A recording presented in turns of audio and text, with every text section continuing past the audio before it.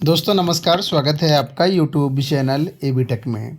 आज है 30 जनवरी 2025 और जान लेते हैं आज की महत्वपूर्ण खबरें जो आज के प्रमुख समाचार पत्रों पर छाई हुई हैं।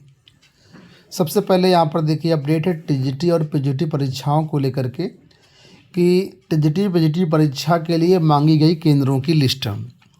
उत्तर प्रदेश शिक्षा सेवा चयन आयोग ने टीजीटी और पीजीटी भर्ती के लिए केंद्र निर्धारण की प्रक्रिया शुरू कर दी है। आयोग के परीक्षा नियंत्रक ने प्रदेश के सभी जिलाधिकारियों को पत्र भेज करके 20 फरवरी तक परीक्षा केंद्रों की लिस्ट व सहमति मांगी है। इस परीक्षा के लिए भी शासन की ओर से जून 2024 में जारी गाइडलाइन के अनुसार केंद्र निर्धारण किए जाएंगे। ऐसे में स्वामित्व पोषित विद्यालयों को केंद्र नहीं बनाया जाएगा। राजकीय व एडेड विद्यालय ही परीक्षा केंद्र बनाए जाएंगे। टीजीटी पीजीटी परीक्षा 4 और 5 अप्रैल को प्रस्तावित थी और प्रवक्ता की जो है वो 11-12 अप्रैल के आसपास थी, लेकिन अब ये परीक्षाएं मई और जून में कर दी गई हैं। संशोधित कार्यक्रम के अनुसार 14 व 15 मई को आपकी टीजीटी की परीक्षा है, 21 व 22 जून को आपकी पीजीटी की परीक्षा है। ठीक है, तो इसके लिए 4163 पदों पर भर्ती होनी है। 13 लाख से अधिक अभ्यर्थियों ने आवेदन किया है। केंद्र निर्धारण की नीति में भी व्यापक बदलाव किए गए हैं। ऐसे में पर्याप्त संख्या में केंद्रों की व्यवस्था कर पाना एक बड़ी चुनौती होगी। आपने देखा होगा कि लोक सेवा आयोग की पीसीएस भर्ती में सेंटर नहीं मिल पाए थे। ठीक है, बड़ी मुश्किल से नियमों का संशोधन किया गया, तब परीक्षा हो पाई वनडे में। लेकिन इसमें जून 2024 की जो गाइडलाइन है उन्हीं के अनुसार ही केंद्र कराए जाएंगे। हालांकि इसमें विषयवार भर्ती होनी है। ठीक है, तो मुझे लगता है बहुत ज़्यादा दिक्कत नहीं आएगी इसमें। तो कुल मिलाकर के परीक्षा नियंत्रक ने सभी जिलाधिकारियों को ईमेल आईडी के जरिए 20 फरवरी तक परीक्षा केंद्र उपलब्ध कराने के लिए कहा है और सहमति पत्र भी देने के लिए कहा है। अगली अपडेट महाकुंभ से है। देखिए आज के समाचार पत्रों में न्यूज हेडलाइंस बहुत ज़्यादा छाई हुई हैं। महाकुंभ में भगदड़ की जांच के लिए न्यायिक आयोग गठित, 25-25 लाख की सहायता राशि। आप लोग जानते होंगे कि बैरिकेडिंग टूटने से धक्का लगा जिससे श्रद्धालु जो है कुचल गए और करीब 30 लोगों की डेथ बताई जा रही है और काफ़ी ज़्यादा घायल हैं। यहाँ पर 36 बताया गया है कि 36 लोग घायल हैं। 25 लोगों की पहचान हो चुकी है, 5 लोगों की अभी तक पहचान भी नहीं हुई है।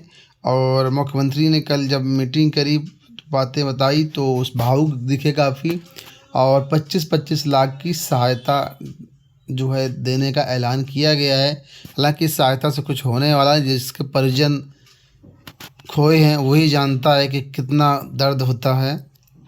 अलग अलग जगहों से, अलग अलग राज्यों से लोग आए थे संगम में स्नान करने, लेकिन इस तरह की किस घटना होना बहुत बड़ा अपने आप में कह सकते हैं चैलेंजिंग है। मुख्यमंत्री ने एक न्यायिक आयोग गठित किया है और जांच के दिशा निर्देश दिए गए हैं और कहना है कि हादसे की तह तक जाना जरूरी है। कुछ हेल्पलाइन नंबर जारी किए गए हैं। ठीक है, तो हेल्पलाइन नंबर आप लोग नोट कर सकते हैं। अगर आपका कोई परिजन मेले में जाता है तो हेल्पलाइन नंबर आपके पास होना ज़रूरी है, ताकि समय रहते कुछ भी जो है जानकारी ली जा सके। चलिए अगले अपडेट्स देखते हैं कि निजी व एडेड स्कूलों में भी चलेगा विद्या प्रवेश कार्यक्रम। प्रदेश में परिषदीय विद्यालयों के साथ साथ अब निजी व सहायता प्राप्त एडेड स्कूलों में भी कक्षा 1 में प्रवेश की शुरुआत में 12 सप्ताह का विद्या प्रवेश कार्यक्रम चलाया जाएगा। इसमें बच्चों की गतिविधि आधारित भाषा व अंक की दक्षता की जानकारी दी जाएगी। साथ ही बच्चों को स्कूली शिक्षा के लिए मानसिक रूप से तैयार किया जाएगा। राष्ट्रीय शिक्षा नीति 2020 व निपुण भारत मिशन के तहत पूर्व प्रारंभिक शिक्षा को मूलभूत साक्षरता व संख्या ज्ञान को आधार स्तंभ माना गया है। इसमें हर बच्चे को 1 वर्ष तक बाल वाटिका कक्षा में गतिविधि आधारित शिक्षा पर जोर दिया गया है। तो कुल मिलाकर के अब निजी व एडेड विद्यालय भी विद्या प्रवेश कार्यक्रम के अंतर्गत आएंगे और यहाँ भी विद्यालय में प्रवेश दिया जाएगा। देखिए यहाँ पर अपडेट है कि पारस्परिक तबादला आदेश ठंडे बस्ते में। प्राइमरी शिक्षकों के जिले के बाहर म्यूचुअल ट्रांसफ़र का आदेश अब ठंडे बस्ते में जाता दिख रहा है। शिक्षकों के पारस्परिक स्थानांतरण को लेकर के शासनादेश के जारी हुए 18 दिन बीत चुके हैं, परंतु बेसिक शिक्षा विभाग अब तक समय सारणी जारी नहीं कर पाया है। परिषदीय शिक्षक प्रक्रिया प्रारंभ होने में हो रही इस देरी से काफ़ी परेशान है। गत वर्ष जून 2023 में म्यूचुअल ट्रांसफ़र प्रक्रिया प्रारंभ हुई थी और साल भर बाद जून 2024 में पूर्ण हो पाई थी। इस बार यदि आवेदन प्रक्रिया समय पर शुरू हो जाती तो शिक्षकों का ग्रीष्मकालीन अवकाश में अपने वांछित जनपद में जाने का मौका मिल सकता है, लेकिन समय सारणी जारी नहीं होने से शिक्षकों में काफ़ी निराशा की स्थिति बनी हुई है। गत वर्ष 1398 जोड़ों यानी कि करीब 2800 शिक्षकों को इसका लाभ मिला था। यहाँ देखिए अपडेट है कि अल्पसंख्यक आयोग में 7 महीने से न अध्यक्ष न सदस्य परेशानी। राज्य अल्पसंख्यक आयोग में बीते 7 महीने से 470 से ज़्यादा लोगों ने फरियाद लगाई है, लेकिन इस पर सुनवाई नहीं हो पाई है। आयोग का कार्यकाल 27 जून 2024 को खत्म होने के बाद नए सिरे से गठन न होने से ये स्थिति बनी हुई है। आयोग में अध्यक्ष और सदस्य न होने से फरियादी न्याय के लिए भटक रहे हैं। आयोग की स्थापना मुस्लिम, ईसाई, सिख, बौद्ध, पारसी और जैन समुदाय के हितों की रक्षा के उद्देश्य से की गई थी।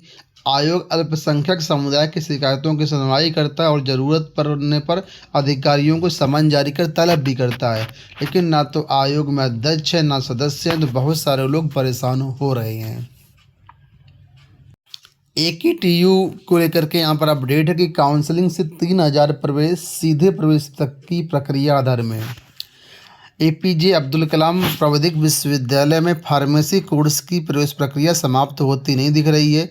जनवरी के अंत में सामान्य काउंसलिंग की प्रक्रिया समाप्त हो गई और मात्र 3000 ही अभ्यर्थियों के प्रवेश हुए हैं, किंतु डायरेक्ट एडमिशन के लिए छात्रों को इंतजार बढ़ता जा रहा है। ऐसे में नव प्रवेशितों की कक्षाओं पर भी संकट बना हुआ है। पूरे प्रदेश में 380 से अधिक फार्मेसी संस्थानों के लगभग 30,000 सीटें इस सीटों पर इस साल प्रवेश प्रक्रिया चल रही है। फार्मेसी काउंसिल ऑफ इंडिया की ओर से काफ़ी देर तक कॉलेजों को दी गई संबद्धता की वजह से इस बार जनवरी में सामान्य प्रवेश काउंसलिंग का आयोजन किया गया, जो कि 23-24 जनवरी को समाप्त हुई है। सामान्य काउंसलिंग से मात्र 3000 ही प्रवेश हुए हैं। ऐसे में डायरेक्ट एडमिशन अभी तक जो इसको अप्रूव्ड किया नहीं गया है, इस वजह से यहाँ पर अनावश्यक विलम्ब हो रहा है। तो अगर डायरेक्ट एडमिशन जो है शुरू हो जाते हैं तो काफ़ी सारी सीटें भर जाएंगी। मदरसा बोर्ड की परीक्षाएं 17 से लेकर के 22 फरवरी तक आयोजित होंगी। मदरसा शिक्षा के मुंशी, मौलवी और आलिम की परीक्षाओं का कार्यक्रम घोषित कर दिया गया। ये परीक्षा 17 से लेकर के 22 फरवरी तक चलेंगी। इस बार इस परीक्षा में 88,200 परीक्षार्थी शामिल होंगे। अगली अपडेट देखिए एटा ज़िले से है कि कस्तूरबा गांधी आवासीय विद्यालयों में भर्तियां हो रही हैं एटा में, जिसमें कई सारी भर्तियां, जैसे कि पहला पद यहाँ पर प्रधानाचार्य का है, ठीक है। दूसरा पद यहाँ पर PGT हिंदी का है। तीसरा पद भी PGT अंग्रेजी का है। चौथा पद PGT गणित है, PGT जीव विज्ञान है, PGT रसायन विज्ञान है, PGT भौतिक विज्ञान है, कंप्यूटर विज्ञान है, लैब असिस्टेंट है, कार्यालय अधीक्षक या लिपिक की भर्तियाँ यहाँ पर हो रही हैं। तो आप लोग जानते हो कई सारे कस्तूरबा गांधी विद्यालयों को उच्चीकृत करके इंटर तक कर दिया गया है। तो जो विद्यालय इंटर तक किए गए हैं, यहाँ पर जो है प्रधानाचार्य और प्रवक्ता की भर्तियां हो रही हैं। तो एटा ज़िले में भर्तियां हो रही हैं। अगर आप इसके लिए इच्छुक हैं तो इसमें आप लोग फॉर्म भर सकते हैं। ध्यान रखना, ये एक संविदा की भर्ती होगी जिसमें वेतन आपको बहुत अच्छा मिलेगा। प्रधानाचार्य के लिए 30,000 रुपये वेतन है, प्रवक्ता के लिए 22,000 रुपये वेतनमान है, ठीक है। तो अगर आप इसके लिए इच्छुक हैं तो एटा ज़िले की वेबसाइट पर जा कर के आप यहाँ पर फॉर्म देख सकते हैं, डाउनलोड कर सकते हैं, भर सकते हैं, या फिर नज़दीकी जो आपका एटा ज़िले का BSA कार्यालय वहाँ से भी फॉर्म प्राप्त कर सकते हैं। दोस्तों ये हो गई आज की सारी सूचनाएं। इस वीडियो में इतना ही। धन्यवाद।